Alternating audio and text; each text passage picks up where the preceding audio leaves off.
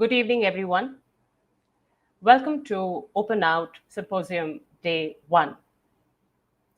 I'm Vaishali Chakravarty, and I work with Joy of Drama. We are an organization who works and helps children, parents, and teachers to use drama and look at drama as a definitive tool for transformation. We are in the field of drama and education, and today's topic of discussion is why drama in education is more important now than ever. Today, to discuss on this topic, we have with us an august panelist list. We have with us Dr. Ashish Ghosh. He's the retired teacher of political science and a children's theater activist from New Delhi. We have Professor Carmel Sullivan. She is from the School of Education, Trinity College, Dublin. And we have Dr. David Allen, who is the artistic director of Midland's Actors Theatre, Birmingham, and practitioner of Mantle of the Expert and various other drama strategies. And he'll be sharing, along with the other two panelists, the various experiences that make drama in education worth. So let me welcome the panelists. Thank you, everybody, for joining us. Hello. Just before we begin, I would like to tell all our audience that we are going to have this discussion for the next 1 hour. First 45 minutes will be our discussion, and you're free to type in your comments, and we'll be taking some of your comments in the last 15 minutes of our discussion. Thank you, Carmel. Thank you, David. Thank you, Dr. Ghosh, for joining us this evening. Good afternoon, good evening for people who are joining us from England and Ireland. Good afternoon to them. As we know that we are all in a pandemic situation, and schools have now shifted into bedrooms and drawing rooms and living rooms of our houses. Drama has suddenly become a very important tool for teachers across subjects. They're trying to use it, they're trying to integrate it. How do you see the effect of drama now, more so now in the pandemic, in helping children with learning and in education as a whole? I would like to put this question up to first Carmel, and then maybe Ashish and David can respond to this. Thank you. Great, lovely. Thank you very much, Vaishali, and thank you for the opportunity to talk, I suppose, to our friends, to teachers, educators, teaching artists, etc., joining us today. It's a real privilege for me, coming from Ireland, to be joining this occasion. In response to your question, very specifically, I think the pandemic has changed things quite radically in terms of how we understand teaching, learning, and assessment throughout the world. What it has done in some ways is it has actually exaggerated the situation where we have an unequal society. So we're really seeing the importance of inclusion and inclusive education practices, I think, throughout the world, more so now than ever before. And with the idea of inclusion, we start to look at what do we mean by inclusive pedagogies. And for many years, we'll say, going back to the 1950s, 60s, 70s, in education, we looked at different types of pedagogy for different types of learners or learner situations. As recently, really, into the 2000s, we were still talking about pedagogy for different groups of people, people that might have additional needs or special educational needs, etc. Now we look and recognize that we need an inclusive pedagogy, a pedagogy that is good pedagogy for all. And underpinning that, we're beginning to understand the connections between neuroaesthetics and how we engage in terms of our whole body response, embodied pedagogy and learning. And we're beginning to see that that is really facilitated through very much the kinesthetic, the drama in education approach. And we have been looking at drama in education for many, many years throughout, like India, throughout the West, throughout China, different parts of the world. It's been coming in the background.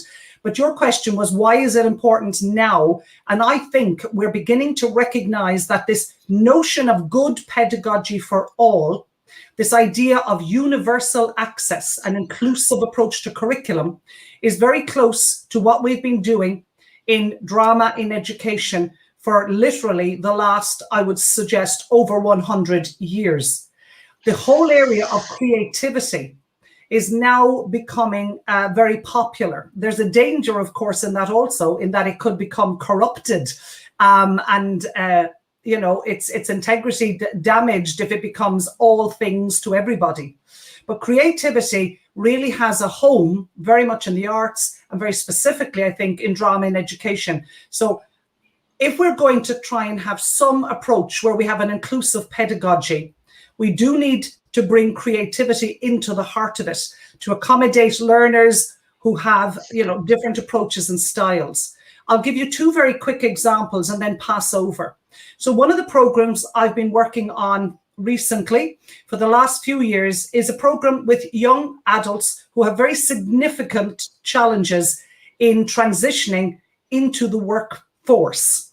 And throughout the world, you will see these young people being called hard to reach. Young people that will have very difficult family situations. Many of the ones I work with will be homeless. They have no home. They don't have a secure family, if any family situation. They have very low levels of education.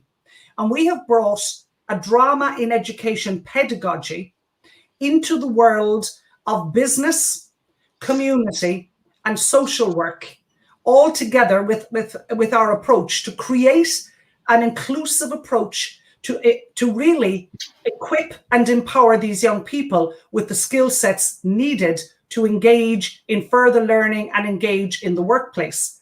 And in comparison to most similar approaches worldwide, substantial amounts of money are spent, for example, in the United States, in England, where David is from, all over the world. Our program is demonstrating on average between 85 and 90% success rate. And we attribute that to the use of drama in education as a pedagogy. So we're bringing drama there to the learners during a pandemic so that we are leveling the playing pitch, so that it is an equal opportunity for these young people. Another example, we're working online at the moment with learners who have intellectual disability. And these are young people who would have maybe Down's syndrome, autism spectrum, or other maybe language challenges as well. And doing drama online has proven to be quite a revelation. You talked there about the challenges of young people being in their bedrooms, etc., and being able to switch off. So again, bringing the best of what we understand by drama in education, that sense of our voice, that sense of playfulness, the secrecy, I've been here in this very room kind of looking over my shoulder saying, I don't want to tell you this, but I better tell you now. Shh, 1 second, I think I hear something. So we've been having lots of play. I have puppets and all sorts of characters, and we're engaging very much in a drama and education approach with all the young people.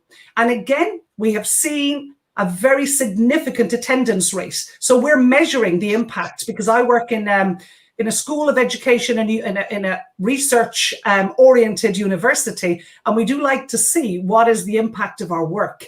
So we're seeing 100% attendance rate during the pandemic, doing a drama and education approach online with these learners who have diverse needs. Again, the approach to me is an inclusive one, which is very much facilitated through the creative, that playful pedagogy that we see in drama and education, but specifically it's linked into where the learner's needs are. So these learners who have additional needs, I connect it into a series of learning objectives designed to, you know, meet their various challenges in some ways. Similarly with the others, I won't speak anymore, but we're also working at the moment online with very young children, very early childhood.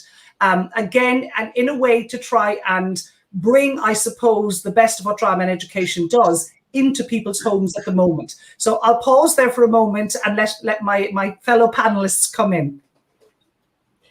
Dr. Ghosh, if you could come in right now.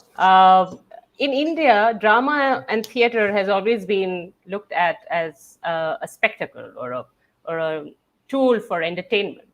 How have you seen, Dr. Ghosh, this being taken up by parents, theater in education or drama in education pedagogy by parents? How receptive are they? And what has been your experience? Yep. Right. Oh, this is something one has to recall a lot. Yeah.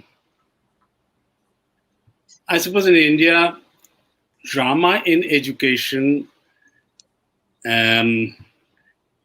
is very recent as a concept. But I think at the practicing level, people had been doing all sorts of things in their own pockets. Now, one can tell about the personal experiences that one has. So, for example, how I entered, of course, what Vaishali has said, that drama or theater is presented with children on stage before the audience, which basically comprises the... this is also a late revelation in the last 20 or 30 years maybe, particularly in private schools, where parents pay their huge fees, and at the end of the year, there is a gala show, and at times you find very little relation with theater. It can be a variety show in the name of theater. So anything goes there. That is also because there had been very little culture of viewing, seeing plays and realizing what it is. In India, particularly, the cinema is very popular. So a lot of imitation goes there in the name of theater. But there had been sincere efforts in different parts. And from particularly 2005, it has entered into the curriculum. At least people have been talking, and in pockets, I think there are many more pockets which has emerged to understand how it can be taken to classrooms. I can tell about my experience in the 1982.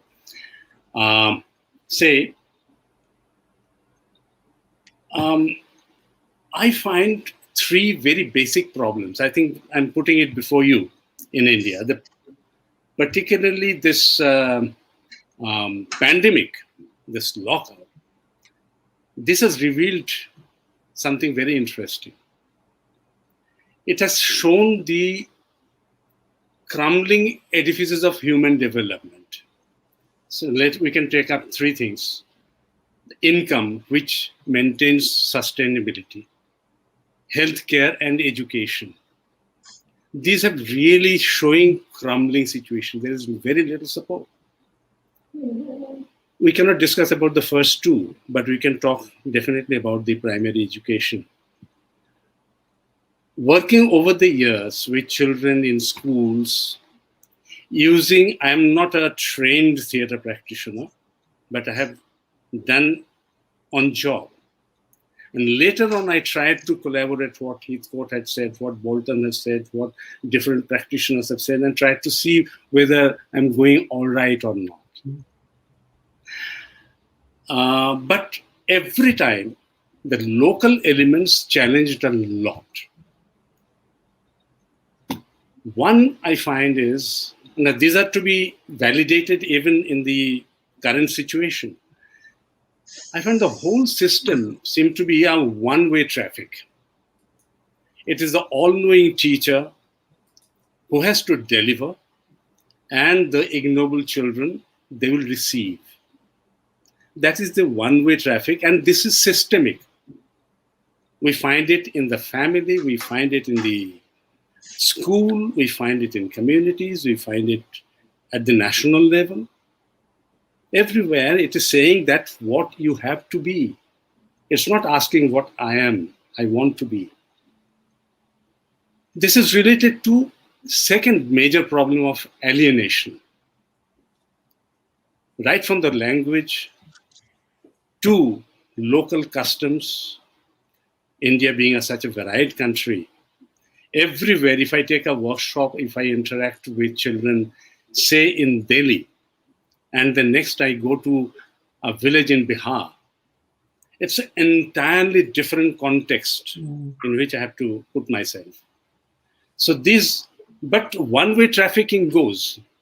Alienation process is there. This affects the whole notion of agency. So, can theater, there can be many more. I'm just mentioning the three. I thought three could be enough to explain what I mean to say. Whole life I have been trying to face these three challenges. Can we reverse this monologue into dialogue? Can we surmount alienation? Can we gain agency? And what theater can do? It has impacted, it has failed, but it makes sense, both in success and failures. Yeah, I think I stop here, but there are so many. But then, even under the current situation, we find at the practicing level, we can talk many nice things in theater, but when we apply it, I find 2-3 things coming up as a challenge for the teachers. One is syllabus management. Does it feature in the curriculum or the calendar of the school? And in what way? Do we get enough time? Do we have that sort of expertise all over the country? If not, what is the next things to do? For example, the national level of policy making at the school level. We had a lot of discussion on these. Where is the expertise to manage such a huge country with hundreds and thousands of schools? So there was a talk of why not empower the teachers? That's not an easy job. So that is strategy one. Teachers say that they have to finish the curriculum within a specific time. Curriculum management is the biggest challenge for the teachers. There is a management pressure, there is a pressure from the principals, from the parents. It doesn't bother the children. Children would be happy to overcome these, but it's the problem with the teachers and parents and the management. How can be done? How it can be surmounted? I think here, this current situation, this lockdown, opens a channel for directly involving parents. And parents have to be involved across many levels. It is the language level, school level. We have enormously hierarchical schooling system. That's another issue. So the language I'm speaking now won't work for most of the teachers all over India. So these are the challenges. There are certain core things which can be tackled. But when you come to specifics, one has to work out on ground here right now. Yeah. Stop here now. Thank you, Dr. Ghosh. David, would you like to respond on monologue to duologue and how process drama comes in this scenario? Yeah, I think that's key, really, in terms of what Carmel was saying as well about pedagogy and how we conceive education itself. It's not just about drama methods. It's the question of monologue and duologue. It's about agency. It absolutely is. We have a situation where the dominant model in the UK and beyond is transmission teaching, where you have this idea of a curriculum that is information that is delivered like a package to the children, and there's no consideration within that of who they are and what they want, and it's simply the model of them as empty vessels that get filled up with this knowledge, and actually it doesn't work. It doesn't fill up, it just sort of leaks out everywhere. And it is that need to empower and give them the responsibility over their own work and their own learning. It was really brought home to me again recently when I was doing a project online. We've been doing a project with some schools, which I've called Dreaming Museums, where the idea is that young people are commissioned by actually in this case Birmingham City Council to produce an online museum about some local historical buildings, Aston Hall, Blakesley Hall, and so on. And the starting point was quite simple. I said to them, let's agree that a box has been found buried somewhere in this ancient house. Somebody buried it there. What did it contain? And then it was over to them to invent a scenario, something that happened in this house in the past, what things were found in this box. It was very open. And the way they went for it, because it gave them ownership. That is the thing they don't have. And when it is given to them, you get this surge of energy, and it stops them being what we tend to see, I think, in schools is children who are teacher dependent and who are passive in their learning. They're sitting back and waiting for the teacher to tell them what to do, because that's the way they have been prepared by the system to think and to act. And suddenly, when you give them the authority to do things for themselves and to make decisions, there is this surge of energy, and suddenly they are active agents instead of being these passive agents. And so I think with drama education, we're really not talking, from my point of view, we're not talking so much about let's develop drama education. We're talking about let's change education. Let's change the way we think about education, as Carmel says, about pedagogy and how it works and how young people learn and take ownership of their learning. Because I think if they don't take ownership of it, then it doesn't mean anything to them. So that's how I see agency and the curriculum at this moment. And just in terms of what we were talking about in terms of the pandemic, and I think if there have been gains in the pandemic, it's to do with, well, I might not be taking part in an event like this a year and a half ago, because we have, I mean, although it's driving us mad, all these online meetings, it has connected us, it's connected me with people all around the world. It's connected me with people in India and in Australia and Argentina, as well as within Europe. And my frame of reference tended to be within the UK, tended to be with the schools I'm working with. And now that's all opened up. And be making connections between teachers and schools and children across different cultures as well. So I'm running a couple of Erasmus Plus projects which connect schools and other educational organizations across Europe. And one thing we're doing at the moment is it's a rolling roll project. This is a concept that was developed by Dorothy Hethgott, where the idea is that rather than classes working independently, you connect them together. So the work that one group produces is then passed on and used by another group.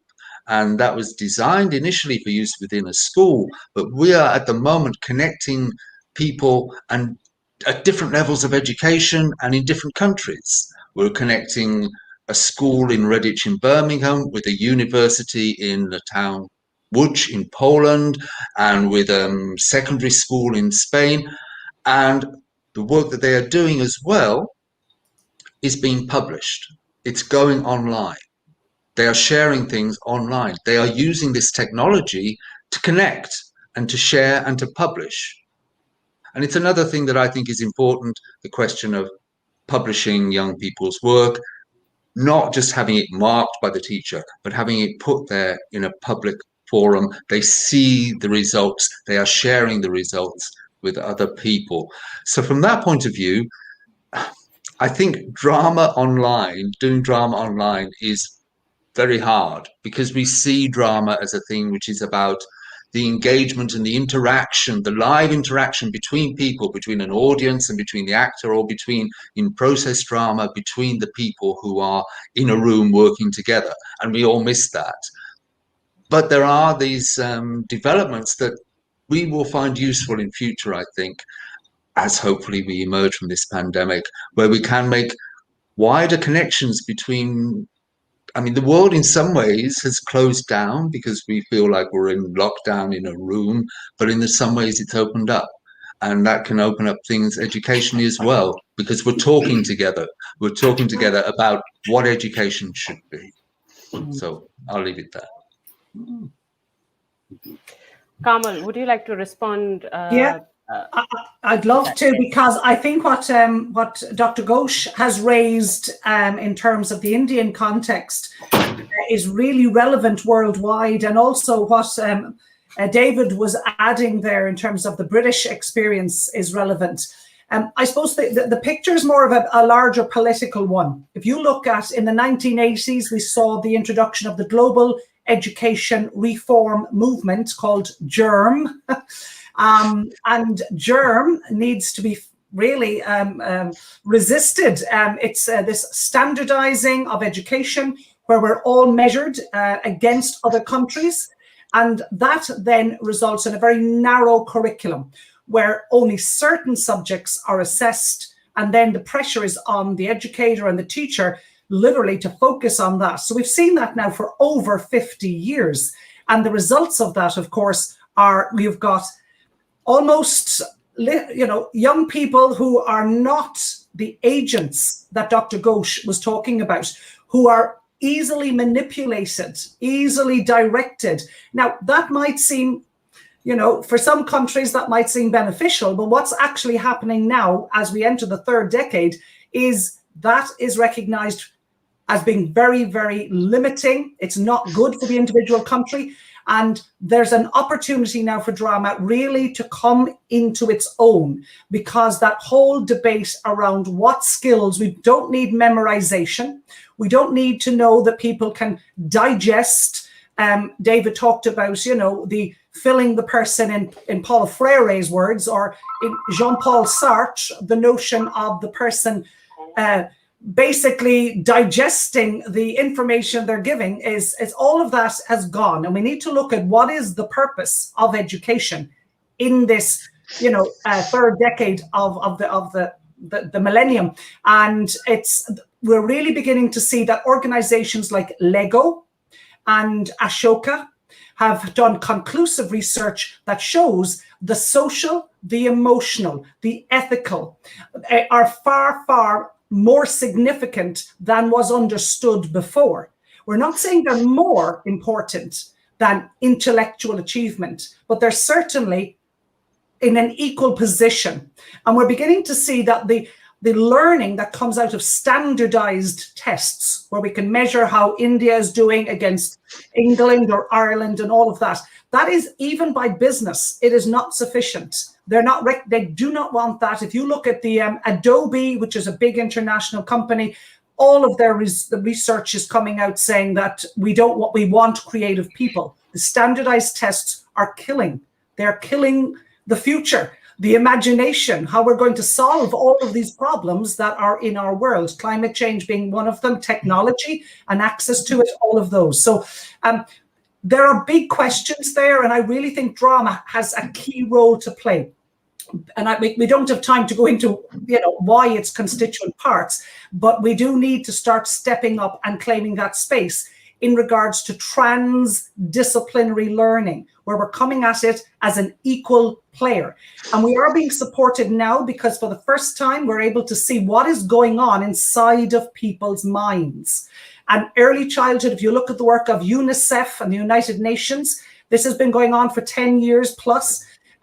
Really top neurocognitive scientists are saying to us that when a young child is relaxed in a pleasurable learning environment, particularly involving sociodramatic play and onwards, the receptors in terms of the brain, I won't go into it, but the synapses happen much more gently and more effectively. So the power and the quality of learning is significantly improved. We now have that data. That data is now coming out, and it is what the employers want. If you look at the curriculum 150 years ago, and I work in a very old university, we have the syllabi. It's, our university was established officially in 1592, but it was a center of learning from the 1300s. And I get the students sometimes to go into the old library and pull out the English language syllabus from 140 or 50 years ago. It is identical to what's going on in the syllabus today. We are the only discipline in education, and that includes arts and drama education, that are conservative. We're protecting children instead of preparing them for a world that is changing. Really, in terms of nanotechnology, it's phenomenal. So business is moving forwards, communities are moving forwards, and education is staying stuck. And this is a huge challenge. And this is where all of your people today on this Joy of Drama program, it's a wonderful initiative. Really, they're asking questions. I can see in the chat there about the pressures on teachers. We face those as well in Ireland. But now business, surprisingly, has moved forward. So have the developments in science, technology, and an awareness of how we as people learn. We don't need to stuff ourselves with information. We need critical and creative skills and capacities that David, when he talked about that lovely project, I was fascinated. That's where we're going. So I think you will find in India, the same as Ireland, things will start moving, and you need to be ready to move with it. Otherwise, you will have people in technology, in game-based learning, huge area the last 15 years, and really in the last 5 years, the game-based learning movement is moving into our territory, and they have different agendas and motivations. We have ethical concerns as teachers and educators and teaching artists, and we need to be front and center and take ownership. And I was very heartened and very impressed to hear Dr. Ghosh talking about those. So I'll pause to let someone else come in for a moment and hear what they have to say. Dr. Ghosh, would you like to come in over here? Yeah, we, while working with the young people, we have always known it has the power, and it has helped change people's lives. We have seen it, witnessed it. There is no issue on that. Issue is, and we do recognize the world is changing, and in this changing world, one can change oneself only creatively, not by imitation and constantly following the dictum. No.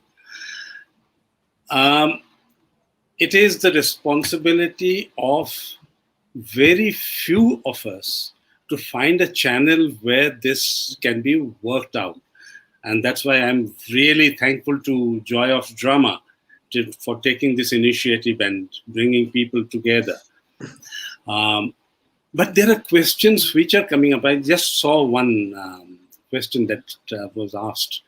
What about the time management? Yes. One is given a time slot of, say, 50 minutes. And in 50 minutes, one has to transact. But in every teacher training courses, we face this question: how do I manage? If there is an apathy, it is growing because of this time constraint and the pressure from above to finish syllabus. How do we face this? This is one major question that comes up again and again here. Even schools where we have drama teachers, they're facing this problem. So much so that many drama teachers find it disgusting and leave schools. They find it better to practice privately. And in private spaces, in spaces outside school, I think this is one suggestion one can work out. Perhaps one has a more greater liberty. And that is the space which has been opened by this pandemic through internet connection. Now we can involve parents. Now we can extend the sessions beyond school to homes. This area has to be strengthened more and more. I recall my work in National Bal Bhavan, which is a center for children, where I worked for 5 years. And in those 5 years, at least 15 people had changed their life course. They thought that they have found what they wanted to do. Not that all are there in the theater, but somehow they found that there is a mission for them. And it happened outside school.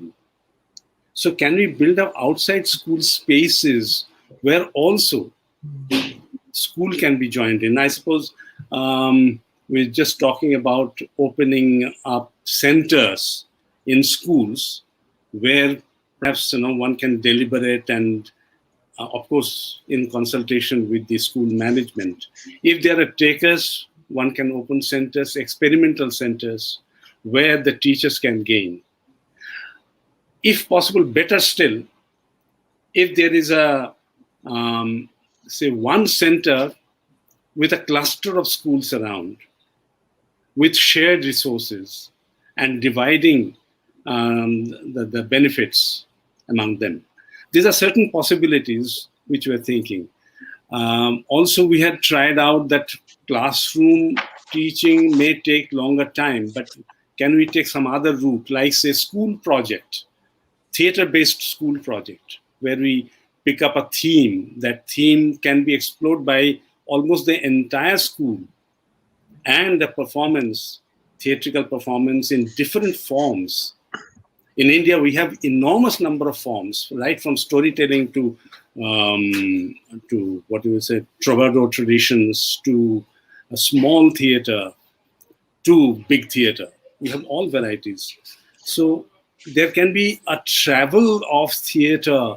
So all these have been, one has been trying out. I think there are many other people who are trying in different ways. Idea is again to how to make it inclusive, how to reach out to as many people as possible. What I've seen is that once we do a project, it becomes a training not for the children, but more for the teachers. Right. Yeah, so there has to be not one, but many more avenues to strengthen the whole position. Definitely, we have this pandemic telling us that, yes, we need to get into areas where there is much more student engagement.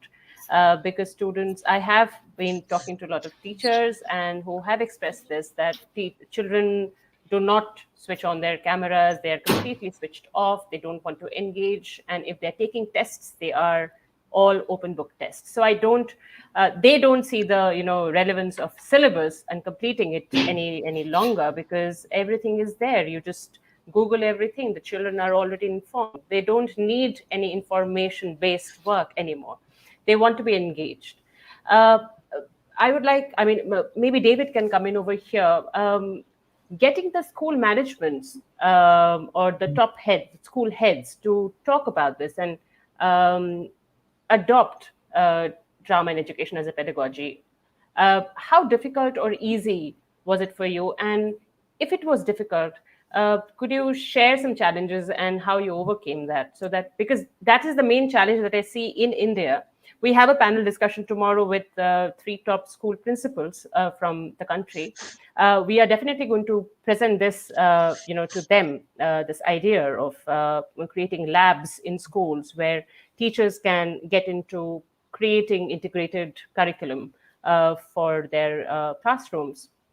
But having said that, everything kind of banks on what the management decides at the end of the session. Whatever happens has to be taken up by management. How do you face those challenges, and how do you overcome that, David? I think it is crucial that you have that support by management, and in my experience, it has depended on individuals, on finding individuals who have that vision or that enthusiasm. But we have got examples where you have that leadership within a school, and that school can then become a model to show what is possible. So I work closely with a school in Redditch, Woodrow First School, which is run by Richard Kieran, where most of the teaching is done through Mantle of the Expert, and that then becomes a model that draws in other teachers who come on training days and also management, and shows what drama can do. Because there is a fear. There's a fear among management, there's a fear maybe among teachers that they think, oh, if we're doing drama, well, we've got to get the results. We've got to stick to the curriculum. We've got to make sure we've delivered the curriculum. And if we do this drama thing, well, are we going to be able to do it? Are we going to get the results? And then you've got a school like Woodrow, which can show not only can you do it, but you can get better results. You've got a school that's in quite a difficult area, or it would be a difficult area if they weren't working in this way with the young people and engaging them and making them feel motivated to learn. Within schools themselves, if teachers are developing this methodology themselves, then there can be a certain limited capacity for what they can do, but they can find ways of joining up with other departments, because one of the problems we have, I think, in education is the way we've broken down and remain within these rigid subject disciplines. And so for children in schools, it is very much a case of so many fragmented experiences. They do 50 minutes of one subject, then they do 50 minutes of another subject, and nothing adds up for them. And so it is also a question of finding ways and showing ways that if we can't break down those subject disciplines, then we can make connections between subjects. Rolling Roll is very much an example of that. But we do have to approach and work with management within schools, but also leaders in education field and authorities, education authorities, if we can make a difference. But as I say, you do also have to show that it works. Yes. It gets the results. It's not simply airy-fairy drama, which they think it is. It's got rigor to it. It's got real rigor, and it is about learning. Thank you, David. Carmel, could you just come in over here with your ideas on assessment? Because assessment is a big thing in India, as we were talking about standardized tests. We don't accept anything if the assessment is not done and we do not have tangible results in front of us. Many of the parents and teachers over here watching us support the idea of drama in education and arts integration as a method to inculcate engaged learning. But what about assessments? How do we look at that? Great. That's a fantastic question. It links in actually to everything else that's been said in a way. It is around evidence. We talk about best practice, and that has to be evidence-based. And that then will inform understanding, it'll inform attitudes, etc. So if you look, for example, in the United States, the work of James Catterall, and James Catterall has, really done an excellent job. There is a number of others in terms of America for the Arts. They have the big studies. So one of their studies uses longitudinal data over a number of years from 25,000 students. And it demonstrates that engagements, again, in the arts and particularly in drama, is linked to higher academic performance, the increased standardized test scores. And it's also connected to the other side, which is the greater community service, the people skills, and lower dropout rates. You've got higher retentions. It's there's been a number of studies on this, but one of them that's really quite significant because of the size, the sample size is so large, looks at that notion of low-income students, so students who would come from disadvantage, and their engagement. So if they have between 6 months and up to 4 years of drama, particularly in arts engagement, they are several times more likely than those who don't have that to graduate, to finish school. And that translates, then there are further studies in terms of their life opportunities. So the data is there in where you have access, particularly in the United States, where the studies have been pulled together. So they do these meta studies, they pull all of the evidence together. Again, you see, like, the states are very interested in the standardized tests, which are basically the SATs, which will allow you to go on to further education and university, and huge amounts of studies there. Again, I have a lot of data. If you want them, I can send them on to people. Will testify to very significant additional benefits on the actual examinations, the standardized assessment tests, where people have had engagement in drama and in the arts. So it is about having the evidence. And I would respect parents and school managers as well, because not everybody has had the opportunity, as us 4 people here, to study and learn and understand about drama. And you are introducing something that's very new to people, and they are right to want the evidence. They are right to want to find out more. Sometimes in the arts, we tend to use language that can be quite challenging to get a hold of. We talk about what does it mean to, make sense of our world. And parents are thinking, I need my child to get a good job and have a home and security.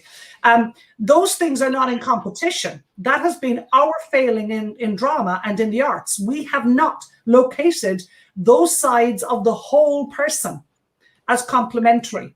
And the evidence does exist. I've had about 15 PhD or doctoral students go through specifically in relation to these questions. And the results are very significant. I've had almost 200 master's students, well over 200 master's students actually, who have done dissertations again, and the quantitative and qualitative evidence is quite overwhelming as to the impact on assessment. I've had one lovely student look to develop actual assessment strategies, and try those out in comparison to the more traditional approaches, and look from a very rigorous assessment base, a very rigorous scholarly base, to see, are the results comparable or not? And I'm very, very particular on that. We use the best available evidence really in all of our drama-based studies. But I'll give you a last example. I was teaching some of our own doctoral students on a taught doctorate. All of them would be leaders, either in universities or leaders in schools and school management. And this was only just I've been teaching for the last couple of weeks online, and to a person, they said the exact same thing. Yes, we think drama is wonderful. We think all those positive things that you've all said, but they don't see themselves as being creative. And that is because they are products of a system where it has been squeezed out of them from early childhood. So the desks, the chairs, the layout of the room gets rid of the creativity, put away the childish stuff, and let's focus on just the scholarly. And unfortunately, we are doing a disservice because we're not educating the whole person. And you get better results academically, and the evidence is there, when you develop the whole person. So we have a job of work to do, really, to start bringing all of our partners, that is our parents, our school leaders and school managers, our community partners in business and enterprise, all of those partners need to know the evidence. We need to stop hiding it away and disseminate it and share it, and put it up against the full picture. I am a person always of balance. I don't like one thing or the other. I don't believe in it. So, when we talk here today about, the arts, but I'm also a very strong physicist. I love science. I love technology. I like to bring the whole package together. Some people will have a disposition one way or the other, but we have a responsibility to educate the full person in front of us. And we need to start where they are at and move that forwards. And I'd like to finally say around the piece about the school leadership, that is a huge issue. When I started myself in this field more than 30 years ago, people thought, isn't Carmel lovely? And I always got a little pat on my head. Good girl, Carmel. And when my dean would introduce me and say, she would almost kind of move her hands as if to say, now, good girl, run along. Carmel does drama. Isn't that lovely? And they have no understanding. And when I then went myself, I decided, to run and become the head of school or become the dean. And I'm stepping up now in a week's time again to be the dean of education.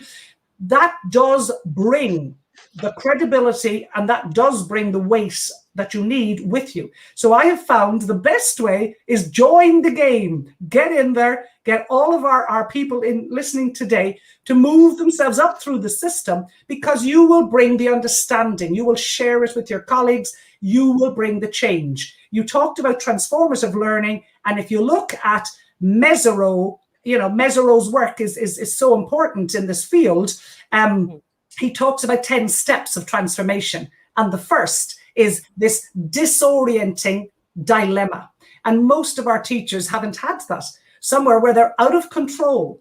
And I know Dr. Ghosh talked about teacher education. So if you are a leader, like in my school, I'm very arts-based, all of our students are getting those disorientating dilemmas as a student teacher.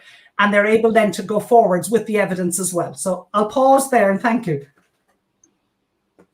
Thank you so much. I think this has been really enriching. If we can ask our audience to ask any question if they have, but there are lots of comments that we have got over here. Tanya Sharma asks the question, how can we work towards having drama acknowledged as an approach for teaching and learning in today's times? I think she's talking about India. First, definitely, as Carmel, I think, said that we need to kind of move things right now, that all of us are over here, talk to our people around. But anybody would like to take this up, this question, this comment?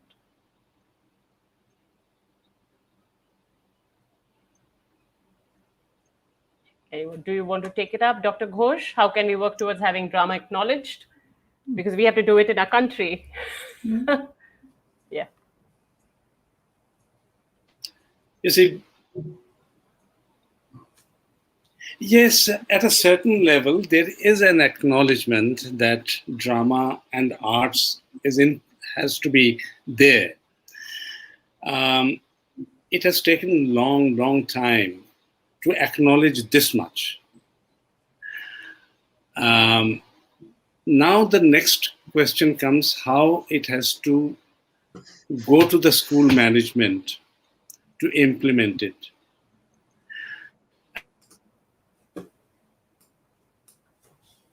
I think we're facing some technical issues over here. David, would you like to take that? Oh yeah, I think he's back. And then maybe David, you can go. Yeah, yeah, sure. Dr. Ghosh, can you hear us? No. Can you hear me? Yes, we can hear you. Yes, okay. We can. Okay. So it is a matter of now convincing, as all of us have agreed, to the management, to the school authorities that. Oh dear. It's been raining in New Delhi for last 2-3 days. Yeah. So it has been bad. Yeah. Yes, sure.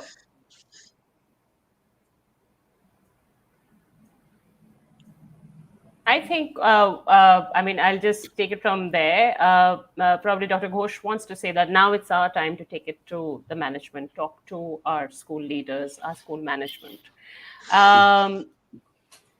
David said that, we have to show evidence, definitely. And maybe one school could be, can model this, and we can practice our work with school students from one particular school, and then make that as a school who shows evidence, who acknowledges the fact that drama works and drama in education works. So David, what are the tools that we should take right now? I mean, there are lots of teachers who are watching us tonight. What is the first step, do you think, all of us should take as teachers if we want to approach our school head? I think one of the things that we have to be aware of, I don't know if this is the case with your audience today, they may already have an interest in working with drama, but there's a fear of working with drama methods because it is outside people's experience. So we have to break that down and we have to make it accessible to them. But I think one of the things that people have to be able to accept is that what we're talking about when we're talking about drama is this thing about agency, is this thing about a power shift. It's not that the teacher gives over or control or power, but they are trying to engage the young people as active learners who are taking responsibility for their own learning. And it's making that starting point. You can build the techniques, you can introduce the techniques, you can break it down, but there has to be that shared understanding to start with. It's a quote from Dorothy Heathcote. She said, if you can't take the power shift, get out of the kitchen. Because if you're doing drama, then that's what you're talking about. You are talking about a shift in pedagogy. Thank you, David. Yeah. Thank you. Carmel, Dr. Ghosh, last thoughts? Dr. Ghosh, yes.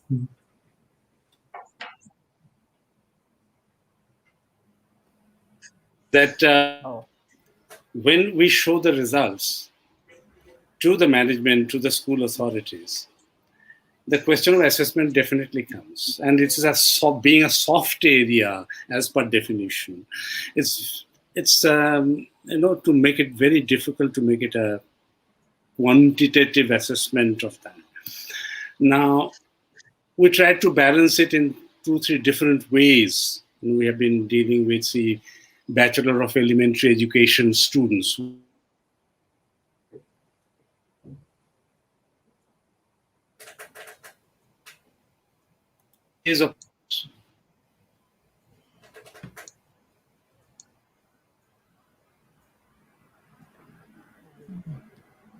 Peers, they assess what they see the development and changes, and it has to be long term. It cannot be it has to be 1 year at least to assess what sort of changes the children have noticed among their friends. So this had worked to an extent, but what I find is that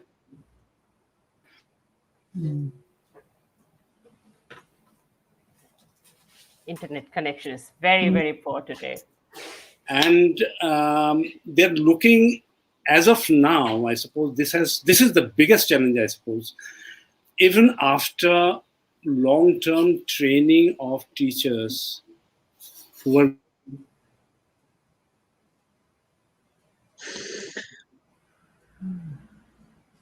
teach without changing myself. So as Gandhi would say, that be the change you want to bring in the world. So that remains to me.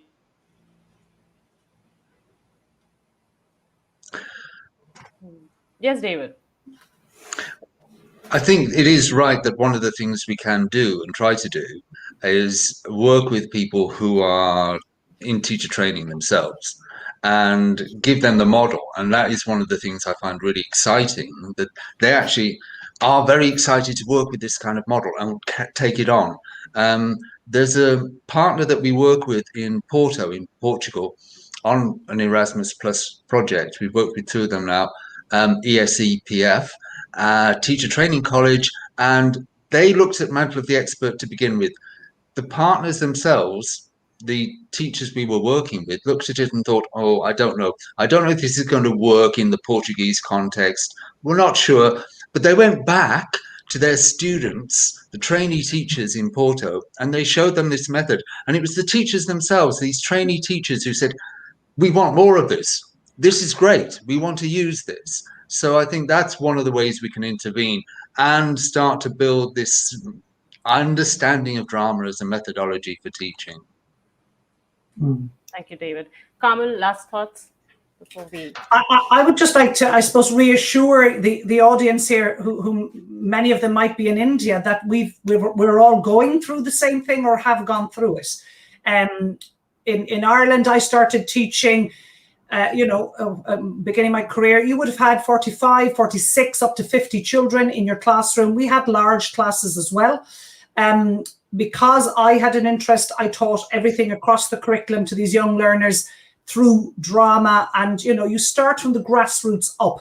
The bottom line to me is that the teachers need to be quality educated.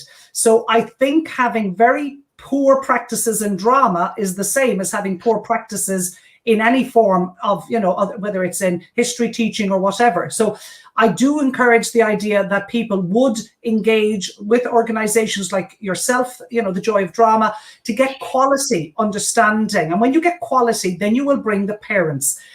Many of the research, we did a research study with the Inspectorate of Education in this country, and the big challenge was not so much what the inspectors wanted, or they wanted to see the curriculum being covered. The big fear was, what do the parents have to say about this? So the evidence for us, and that is universal, is you need to bring the parents with you. You will only bring them through quality. So engaging in programs of quality in your own country or throughout the world, where you're building your own professional development and skills over time. And I like the idea, David's talking about building your own knowledge base, etc.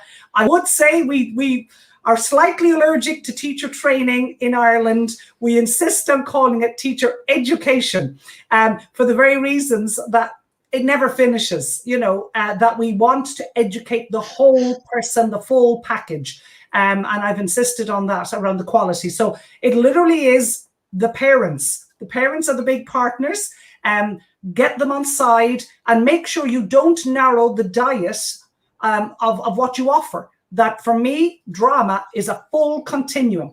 It ranges from the theatre that we heard about right through to process drama and anywhere in between, so that I'm not limiting anyone's entitlement, which is there under the United Nations, to an arts or to a drama experience, that we at different times, and depending on what's going on in the school year, there could be festivals, there could be learning through mathematics or whatever, that we will move along the continuum over and back. And bringing your teachers and your parents on that journey, I think, is going to be a very good starting point. So thank you very much for the opportunity to talk with all of you today. It's been really a pleasure. Thank you, Carmel. Thank you, Dr. Ghosh and Dr. Allen, Dr. Ghosh has one more thing to say. Time is up. All said and done, this efforts last so many years has at least brought us to this level where the administration and government is accepting. And Delhi government has introduced arts curriculum. In Kerala, also the national education policy that was introduced last year talks about arts integration in a big way. But that also demands a lot of teacher education and facilitation of the teachers who are going to train students later on or teach later on. So it's a big challenge, but it's not a challenge that we can't overcome. And I always feel that if you want to do it, you can always do it. If you want to solve a problem, you can solve a problem. So I go by this, and I'm sure all of you have gone by this idea of making a change, making a dent, whenever you felt it was necessary to make one. So thank you so much, all three of you, for joining in and sharing your thoughts. They are extremely valuable, and they assure us many, many times, more than what we were assuring ourselves with, that drama in education is is a strong way that we can look at. And my appeal to all viewers who are watching, teachers, parents, whoever you are, if you really want to make a movement out of this, if you want to move things, please join. I'm there. I'm in here. And please write to me at sharejoy@joyofdrama.com, and we'll form a team and we'll see what we can do. But we'll do it. Thank you so much. Have a great evening, everyone. And we'll see you tomorrow for another set of workshops and a panel discussion. Good night. Thank you. Thank you. Thank you. Thank you, Good David. night. Thank you. Good night. Yeah. Slow.